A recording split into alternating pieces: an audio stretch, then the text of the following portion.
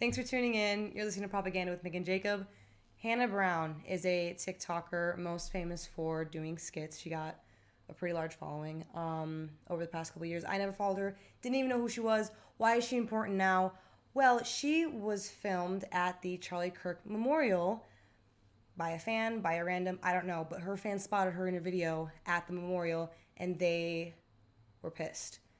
She lost over 200,000 followers on TikTok simply because she was spotted at the Charlie Kirk Memorial. Now, hold on. In my opinion, losing 200,000 out of a million, actually, in the grand scheme of things, not that bad. I feel like if this would have been a few years ago, it would have been a lot more. But that being said, 200,000 people finding an issue with that still is problematic. She actually came out recently and made a video about it. Her one and only comment on it, really, saying that she did not believe everything Charlie Kirk said. Wasn't even MAGA. Wasn't even Republican. She admitted that she was touched by his death and wanted to go to the memorial. People were still upset about that. Why? I don't know. I still don't know why.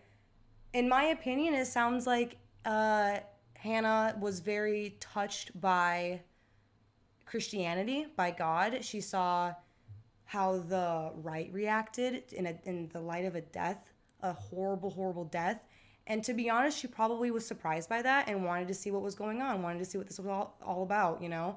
And then she probably saw the reaction of a lot of her fan base when Charlie Kirk died and was also curious about that.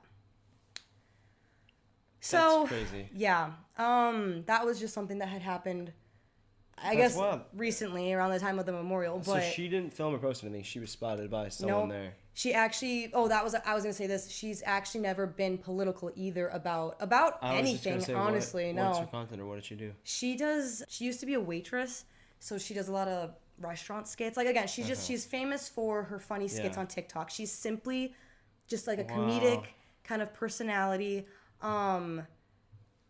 Was never political, either side. And she went to this memorial. She had 1 million followers? Yeah. She had around 1 million followers, lost 200,000. A fifth of her following. Yeah. Because she went to Charlie Kirk's memorial. Because she simply attended. Didn't post about it. Didn't post anything about the death. Didn't really post her opinion. She simply went to it. That being said, apparently she did drive pretty far to go to it, so there is some intention there. I don't think she was, next door and just hopped over. Why is that wrong, though? No, it's not. It's not. Go to a memorial. But people are upset because she put in so much effort to attend, and right. I think she drove something crazy, like 12 or 13 hours. Wow. Well, if she is fascinated by and curious about Christianity as a religion, then shouldn't she have every right to explore her religion that she wants to, learn more about and get involved with? Just like if she was fascinated by Islam or Judaism or any other religion out there, she would be well within her means, right? And she wouldn't be canceled for pursuing any sort of interest in a religion, right? But her whole point of going to the Charlie Kirk Memorial, or one of the major factors, was her newfound fascination with Christianity, right? Mm-hmm. And interest in it. And she saw the effect it made on his life, and the effect it made in his death, the effect it made on many other people's lives. But she doesn't get the chance or the right or have the opportunity to explore her faith or her religion or whatever, or her views, without getting backlash from it, which is crazy. Nope. So she could have come out the next day or the day before and said, I'm exploring my new sexuality.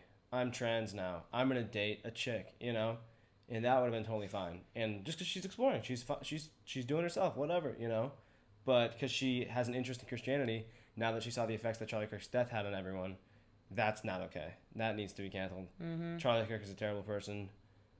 She shouldn't even go to the memorial. That's why, she deserves to lose a fifth of her followers. That's what these people would say, which is crazy.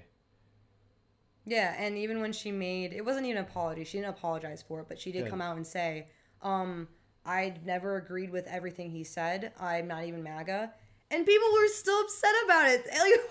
What do you want her to say? I don't understand. It's not enough to say she's not MAGA. She didn't agree with him. Don't want her to even... She has to condemn him. Right. She has to sit there on her couch, like you, and wish ill upon his wife and children. It just... She needs to cry to the mob and say, I'm so sorry. You're right. He is a terrible Nazi fascist. Everyone that's like him, everyone that supports him and Trump, they're terrible. You know, that would be the only acceptable means of an apology that they would take from her. And even then, they wouldn't. She still would have lost followers. You know, it would. She wouldn't have been untouched by it. That's crazy to me.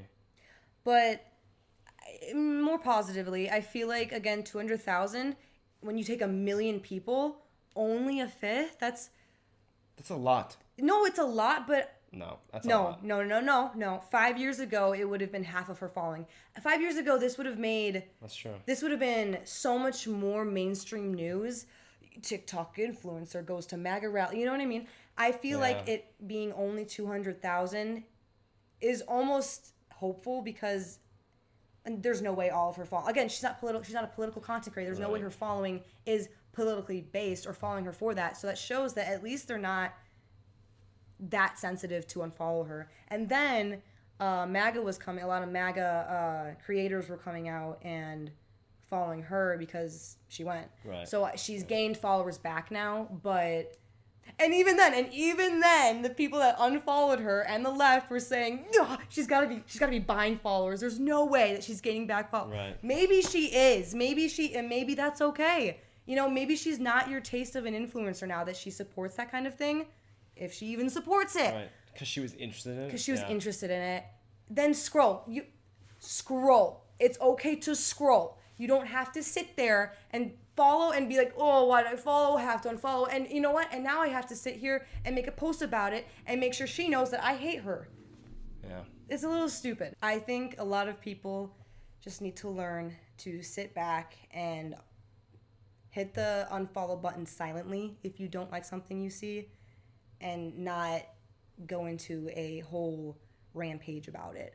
I think we've lost that ability completely. You know, the other ability we've lost is to not be able to disagree with someone and still be friends. Like, I find that, like I don't understand that. Like, you, in today's world, in today's political climate, you're not allowed to be friends with someone or even think decently of someone else who has a different opinion than you. Like, you're not allowed to. Some of it's on the right too, but like you'll be cast out by people on your side usually for like giving the people on the other side a chance or hearing them out or even being able to be friends with them, you know? Yeah. It's not nearly anywhere on the right as far as it is on the left. But like we have friends that we disagree with politically and we're all still friends. Like stuff like that's fine. Some people don't agree on everything. That's a shocker to a lot of people, but that's how it is. And that's actually how it's been for most of human history. And people have still been able to get along and find a way to have relationships and friendships and still value each other as people and get along, which is crazy. Because in today's world, I feel like we don't have that, you know? And that was really evident with the Charlie Kirk shooting, you know? Not to keep talking about it, not to keep dragging it on, but it did open a lot of doors. Like, oh, you support him. You're sad that he died. You're a terrible person. We can't be friends. Not even I can't support, follow you, just It's heavy that he even was assassinated in the way that he was. That's even offensive. Right. Again, this TikToker came out and said she didn't even support him, but it was enough that she was touched by his death to be enough for people to be mad. It's crazy. Yeah. Which that's not a good place to be in as a country, as a society. You should be able to agree with people or be friends with people who you disagree with and agree to disagree. Yeah. And I'm not saying you have to surrender all your values and all your beliefs to everything. But it doesn't mean they have to always get in the way of even thinking decently of someone else, you know? There are some sick people out there. There are some evil people out there. There are people that do wrong things all the time. But it doesn't mean everyone that disagrees with you is just the next Nazi rising at Hitler, the next terrible thing that's whatever, going to ruin America's freedom, which is what the left claims all the time. Steven Crowder is back on tour. It's called... I might have to... Louder Than Ever? I don't know. Maybe. No, it's called The Left is Violent, Prove Me Wrong. Something along those lines. Didn't he hit his wife? Wasn't he violent to his wife? I'm so confused. The left is violent, but watch this. Yeah. I think I was a little disappointed that he was... I was never a fan of him. No, unfortunately. I never listened to him. I didn't either. Maybe I'm too quick to judge. I don't know him well enough. All I saw was like 2 years ago when that whole thing was going on with like he was like verbally abusing his wife, and like she was pregnant, and he was like mad. I don't even know, but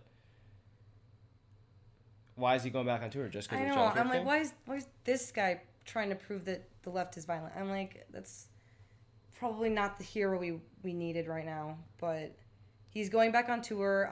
He's going on very similar to what Charlie Kirk was doing. He's going Just on like college campuses. yeah, college campuses and talking. Not to say he probably doesn't have good insight or good talking points, but just of course we're gonna hear all about this. And I don't know, maybe take a step down if you were abusing your wife. I don't think you should be in the spotlight. It is funny that like one of the highest praises that Charlie got was he was such a good family man, father, husband, friend, all that stuff. And then like the next guy, it's like, okay, Charlie's gone unfortunately, but don't worry, I'll be picking up my tour. Here we go. And then he's like abusing his wife, whether that was like verbally or physically. It's like that's not probably the right role model they should be going with to replace Charlie. I'm not trying to say they are, but it is funny that he pops back up after that. Because he used to be big, like 4 years ago. Yeah. A while ago, he was bigger. Yeah, I don't know what happened to him. He was just too busy fighting with his wife, I guess. But well, he's back on tour now, so away from home, maybe that's a good thing. Peace and quiet. Yeah. Their relationship is gonna like heal. Yeah. But he was the prove me wrong guy, right? Like he had the table and it was like the no. Maybe. I'm telling you, I never kept up with him ever because I didn't like him. Yeah. But I saw a few clips of Louder with Crowder and that was it, and I never really had a good. I don't know. I just didn't really like his taste in things. Interesting. Yeah. But he's back on tour now. He's going to college campuses, so I'm sure we'll hear a lot about that. I was surprised, to say the least, and a little disappointed that it's him. It's fine. I don't know if you saw this. This was I think this was yesterday at the time we were recording this, but the UN had their like yearly like meeting, with everyone, and apparently one of the first speakers was the Prime Minister of Israel, Netanyahu, and apparently they get done with their welcoming and greeting and opening, and then they call up Netanyahu to go up on stage, and he kind of gets out of his chair, whatever, starts going up there, and the room just empties. Just like wow. Almost all of the UN ambassadors like turned around, left, like stormed out of there. Like it was just like chaos when he went up there because everyone's just leaving. And then you can see in the video like they're showing like the huge UN assembly room, and it's just him. I mean, there's other people in the room obviously, but it's like the chairs are empty. There's like the people are gone in a normally packed house, crowded room. And there's reports of like some people said they weren't going to go at all. Some people purposely delayed their flights or got in late because they didn't want to be there when he was there. A lot of the people that were there, they left when he was speaking. He gave like a 40-minute speech. But 40 minutes? Yeah, that's what I heard. Yeah. So he's up there a while. Okay. And what, asking for more money? The whole point was they tried to like pass something. I think they did pass. I don't quite know. Basically, the UN is trying to establish that they see Palestine as like a separate state from Israel. And obviously Israel doesn't like that. Israel and America are like the only two countries that disagree with it, which is kind of funny because like no one else agrees with Israel except America. Why is that? That's weird.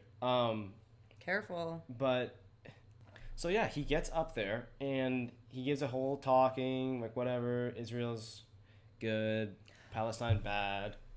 Like we gotta go free the hostages. He said that the IDF hacked like every phone in Gaza, and they were able to like play his message live, like his speech at the UN. They were able to play live through the phones. So he's like, which if this is true, I guess it's cool. But he's trying to like say he's like speaking to the hostages. He's like, hostages, if you can hear me, this is what you know what I mean. What? So he's like a live speech because they hacked everyone's phones apparently, and then he's like telling the people of Gaza to listen to him and like whatever. It's whatever. I don't really know what to say even. Wait, what was the point of the meeting? You were saying it's just the yearly UN assembly. Okay. everyone recognizes All these Palestine countries, as a state. Yeah, as a separate state, or it should be a And separate state, or they're trying to make it a separate state. The And US Israel and the U.S. does not like that. Okay. And what's his name? Netanyahu said there's still like 48 hostages left that Hamas has. I don't know how he gets those numbers. I don't know if those are true. I don't know if Hamas knows, like, if they're lying to him. I have no clue. But that's what they claim is how many hostages are left. It's crazy that it's been this long and they haven't gotten them all yet. It's crazy that it's been this long and they've killed so many civilians. Whether your take on that is by accident or just negligence or on purpose, it doesn't matter. They've killed way too many civilians for going after terrorists. It does not make sense to me. And I know some people will really agree with that. Other people will really hate that. But I'm sorry, not every kid you see, not every elderly lady, not every elderly lady you see in Gaza just deserves to die just because they might look like a terrorist or something, or they near a terror. I don't know. The excuses they use sometimes are crazy. So this is crazy. Just from a few days ago, Israel sent a targeted strike against the Hezbollah terrorist group, which they operate in Lebanon. And in this strike, they killed 4 people, 3 of which were children. And all 4 of those people that were killed had U.S. citizenship.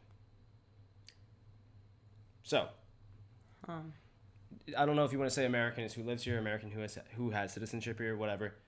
These 4 Americans, they had citizenship, got killed from a Israeli strike that was taking out a terrorist group in Lebanon. Like, the whole joke that they're fighting like 7 wars at a time, like, it is true. But it's like, yeah. Again, I know accidents happen in war, but at some point when things keep happening, it's like, are you not being careful, or is it on purpose? Or do you not care? But regardless of what it is, it's not an excuse. And I think there should be a little bit more pushback or emphasis on this. I didn't hear many people talking about this at all. That, I don't know, the U.S. should stand up for its citizens, and when they're overseas and they get killed by one of our greatest ally, that's strange to me. The thing with the Catholic Church that was there, like the only still like operational Catholic Church in Israel. What? I guess it was in Gaza. It was like 2 months ago. Oh. Got bombed by Israel. Oh. Yeah. And they were like, oh, it's an accident. Or Okay. missile went sideways. My bad. Like, there was terrorists there. Or whatever. And it was like one of the only operational standing churches that was a Catholic church, a Christian church in Gaza, and Israel bombed it. And they admitted to bombing it. They just said it's an accident, like, my bad, basically. Which is also, that's not a good enough excuse. It injured one of the, like, clergy dudes. It injured one of the priests. It killed someone else that was in the church. Like, it's just like... Wow. If it's not on purpose, you got to be more careful. Right. How many missiles are launched by accident? I don't know. Huh. How are you so technologically sophisticated that you have one of the safest countries in the world and you can hack into everyone's phones and all this stuff, but you can't determine where your missiles are going? How is it that you have one of the most advanced special forces units in the world, the IDF claims, and a lot of places agree, one of the most advanced units in the world, and still, in order to kill terrorists that are hiding under schools or hiding under churches, they have to just bomb the whole place. That's the only way they can kill them. Like, you can't use drones, can't use sophisticated attacks, can't send boots on the ground. We just have to bomb the whole school or the whole church or the whole building because there's terrorists underneath. We gotta get the terrorists. Don't worry. And justify the means. Don't worry. Like, that's not an excuse. It doesn't sit right with me. No, and that's kind of a little bit of a tangent from the UN speech with Netanyahu. I didn't mean to get that far away from it, but it's interesting to see now what's happening and what will happen because of this. But the U.S. and Israel are pretty much the only 2 places that are, like, at least on the governmental scale, saying, like, hey, Israel's fine. We don't need a Palestinian state. I mean, we shouldn't kill the Gazans, but it's okay if they die. Like, and then every other country in the world is saying, no, we need some sort of solution because what's working right now is not working. And you need to either, I know the 2-state solution doesn't work, right? They always say that, but something's got to change. You can't just have like 2 million people living inside your country, like in a block of your country, and then you're just ruling over every single thing they do, but they hate you and you hate them, and then their terrorists attack you, and then they go back to their little part that you guys let them have, and then you just bomb the whole place. Like, I don't know. It just doesn't make sense to me. It's not a long-term solution. I'm not saying it's so easy as just, oh, we need to do this, but obviously something needs to change. I just think it's crazy that you see it as that big of an example, as there's like no other country that's willing to support them or even be in the same room when he's speaking. Or I saw this. So he got up there and he has this like, it's like white poster card, and it's like, we're gonna play a game. Like, who chants death to America? Is it Iran? Is it Hamas? Is it ISIS? Is it Al Qaeda? And then like D is like all of the above. And this is real. Netanyahu's up there and he's like, the answer is D. All of the above. Chant death to America. And I saw this one meme, and it's like, he has the poster card, and they like change the words, and it's like, who is attacking 7 countries at once, and like list all the countries, and it's like Israel. And then I was like, so funny. But yeah, but I'm like what? Also, I've never been to the UN. I don't know what goes on, but you just get up there and like play a game with your poster card. Like, is the answer A, B, C, D, or E? You know, like. Seems a little bit unprofessional. Again, never been to it, but yeah, I don't know. Very interesting. Yeah.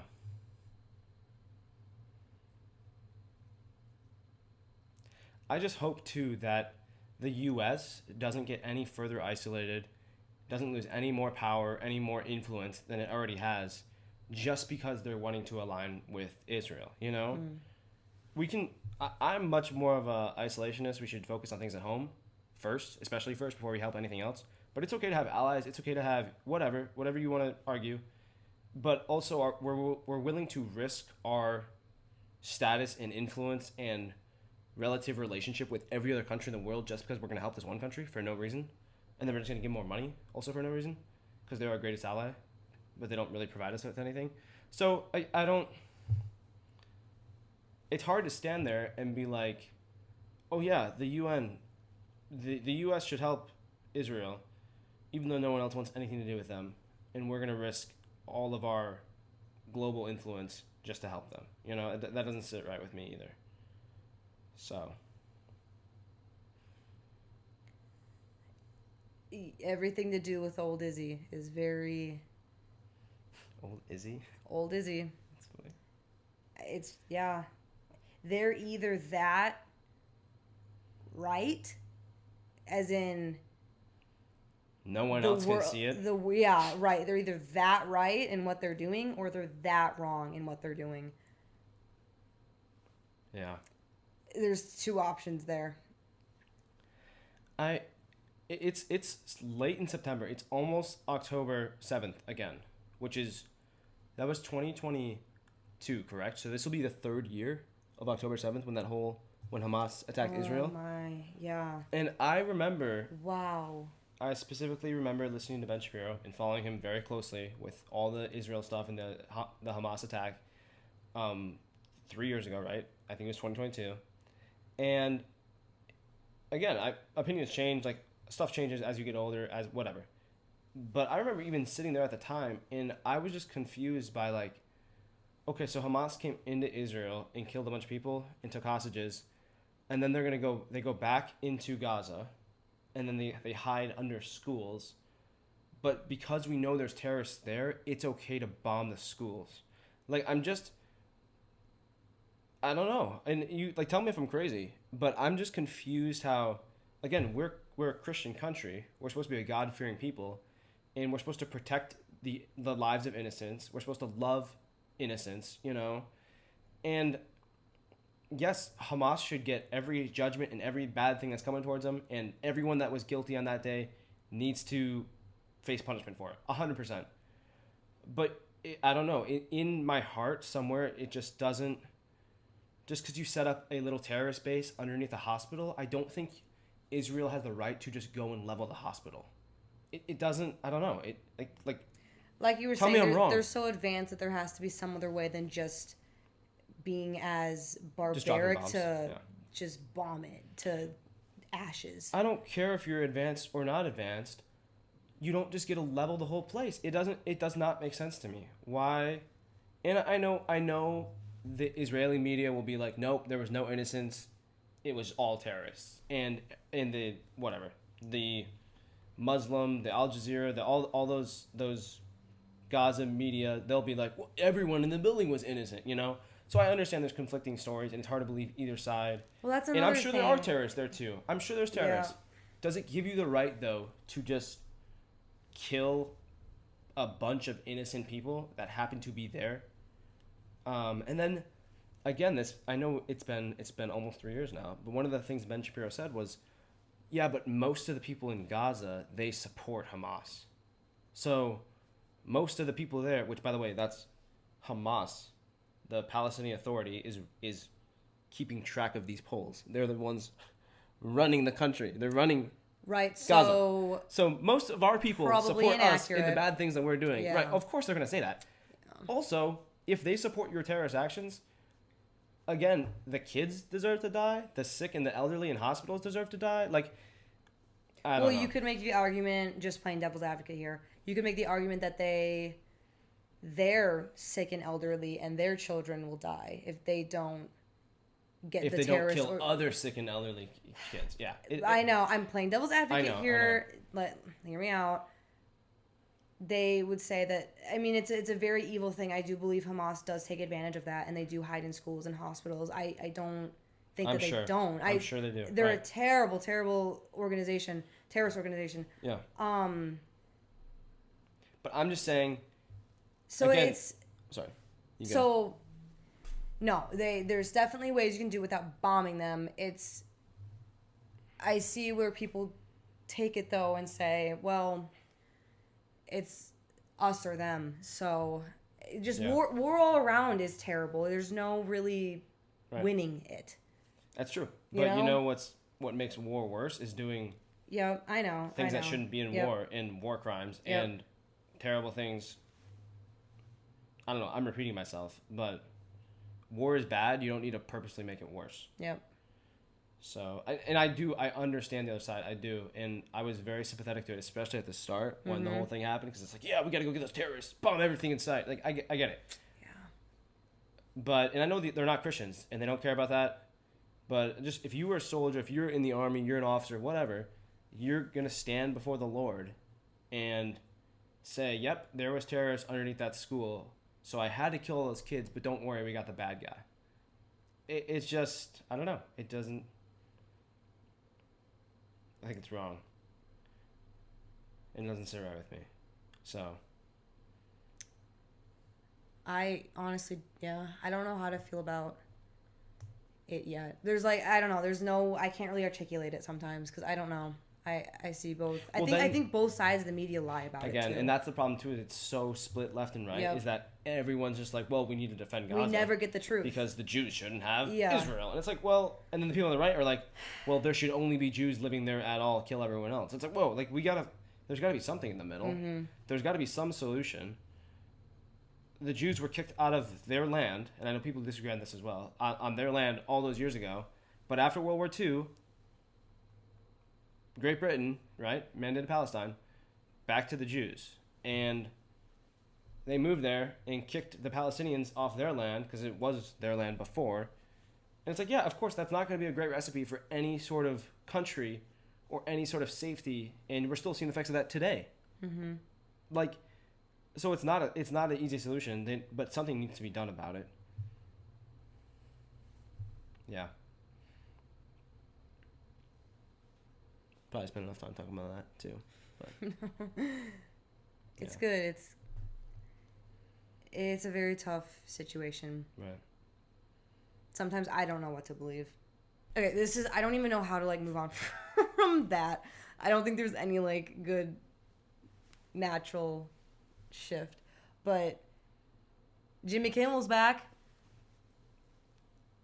Shocking, actually. I was surprised by that. I didn't think he's back on the show. What was suspending him for 5 days gonna do? I don't get it. They said they canceled the show. Which is funny. Yeah. I wonder if the plan was always to have him back on. It probably was. This was probably some virtue signal by ABC Right. to be like, bad, Jimmy. Yeah. No, we don't say that. Right. And then, okay, you know what? We've talked with, this is a little bit the same. We've talked with him. He got on air and he gave this stupid apology about how, okay, Jimmy, like. It's almost crazy because I wonder, like, I'm sure his show does fine enough or they wouldn't keep it on there, right? I'm sure it does okay. But it's funny because, like, this would be an insane way to boost views. Oh, and, you're so right. You know, like, Yep. oh, yeah, he's canceled. And then, boom, he's back. Yep. Like, tune in tonight for his huge apology, you know? It's true. When was the last time you heard Kimmel's name in the headlines? Right. It's just like, I wonder if that was always their plan. But it's NBC? ABC. ABC. I get them confused. They came out and said his show is, like, gone. It's done, you know? Mm-hmm. And now it's like, boom, we're back. Like, here's his apology. Don't worry about it. And I find that funny because the cancel culture, the normal cancel culture, the left wing, yeah. They're glad to have him back now. But I thought he said something terrible and he should be canceled. I know they disagree with if what he said was terrible. But it's like, no, he got canceled. But it's okay, now we'll bring him back. He apologized. So apologies the standard now should be that if a sincere apology occurs, then it should be That's true. able to absolve you from whatever you did that was worthy of being canceled. So yep. But no. So Hannah Brown, when she gets on there and apologizes, air quotes, apologizes, then we should take her word for it and not be so intense. They'll never hold themselves to that standard. No, they'll never. But it was just really funny. I mean, his apology, it was a good apology. It wasn't a bad apology, but it was, I'm like, how is this not fake? Oh my God. Like, when the shooting first happened, he wasn't torn up about it. Yeah. But then when he's slapped on the wrist by his boss and told to not say I don't even think it was that bad, but not to say those things, now he's sobbing on air. Like, come on. I didn't watch it. I still need to watch it. He was crying. He was full on crying and saying it was appalling what happened. He feels for Erica and her kids. Again, this was a good apology, but it should have been said in the first place. Right. Like, whatever. Yeah. But I guess he's back on. So, honestly, thank you for apologizing. All right, we'll take you for it. Like you said, now moving forward, cancel culture should look at that and say, okay, well, anyone that says a comment about something that we don't like, they can come on and either apologize for it or explain themselves, and we should be able to move on from it. I guess what we learned from that is if there's two things you can't stop, it's Jimmy Fallon from coming back on air and Jimmy Kimmel. I guess what we learned from that is there's two things you can't stop. Jimmy Kimmel coming back on air and liberal women downing Tylenol if they're pregnant because they just want to spite Trump. Oh my God. Those are two things that will always be here. It's like death, taxes, Jimmy Kimmel, and liberal women downing Tylenol. That was crazy. These were the same people that were for a mandated vaccine. Mandated. Yeah. On a virus that wasn't even studied. And here they are coming out with studies that Tylenol has a potential risk to your child in the womb, that it could be autistic. Complications during pregnancy. And their response is to chug a bottle of it. Yeah. The one woman... I'm not going to trust this science. Yeah. That's crazy. I think I've seen it all. And then I see women being like, gotcha. Yeah, that'll show Trump. Okay, like, but what if there's a small sliver that it's true? Even if it's Trump, forget that it's Trump, forget that it's MAGA. Yeah. What if there's a small sliver of that being true? You are going to risk it? We know there's some truth to it because back in 2017, Tylenol came out and stated that there were studies showing that you should probably not take Tylenol during pregnancy. Tylenol, the company, came out and said that. Right. So They were telling women back in 2017, if you're pregnant, don't take Tylenol. You know, better be safe than sorry. And then the whole narrative around it, too, is funny because people are saying that Trump thinks autism is caused by Tylenol. And I think there's a very distinct difference that we need to make is Trump and Maha and RFK are arguing that if you take a bunch of Tylenol when you're pregnant with your kid, it could increase the chances of your kid having autism. They didn't say the only way you'll ever get autism is by drinking Tylenol or downing Tylenol pills or whatever. And they didn't say that everyone that does that is also going to be autistic.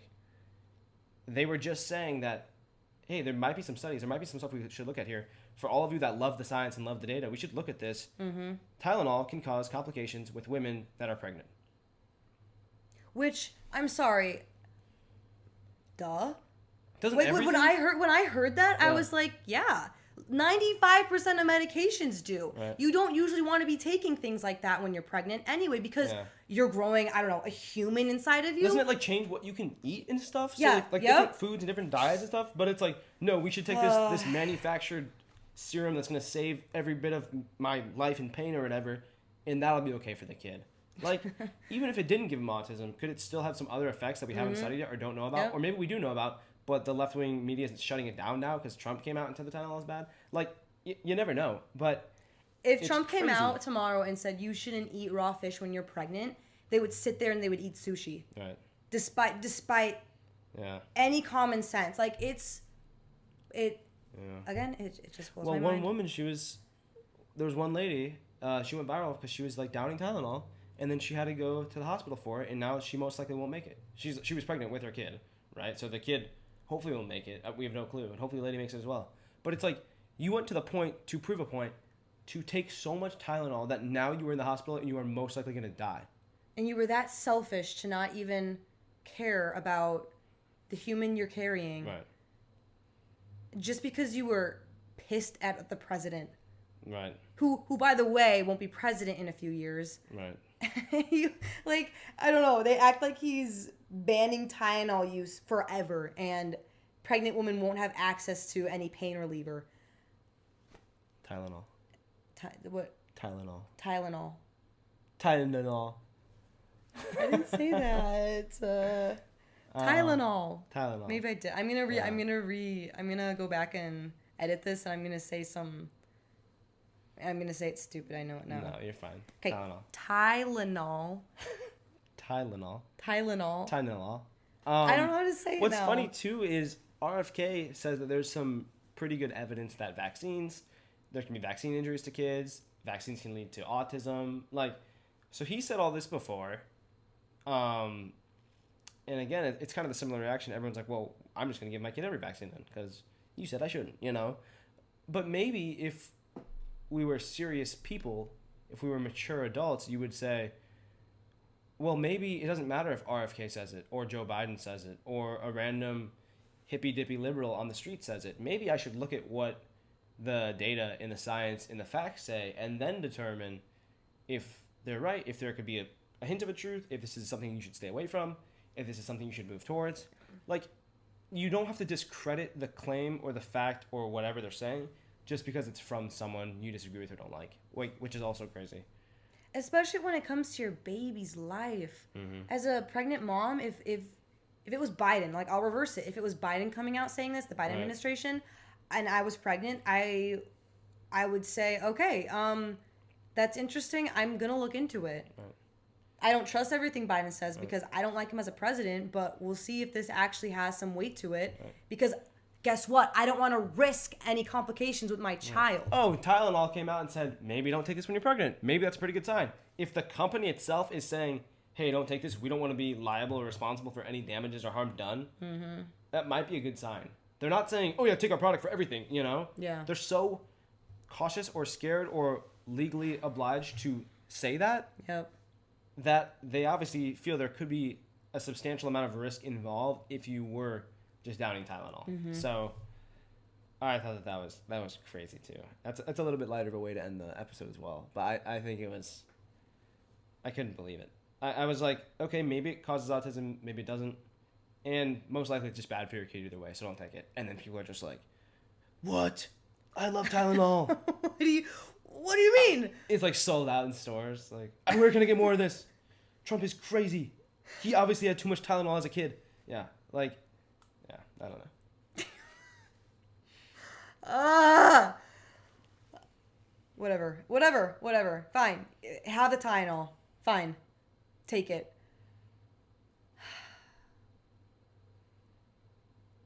The Amish, they don't have Tylenol. They have no autism. They don't like Tylenol. It's true though.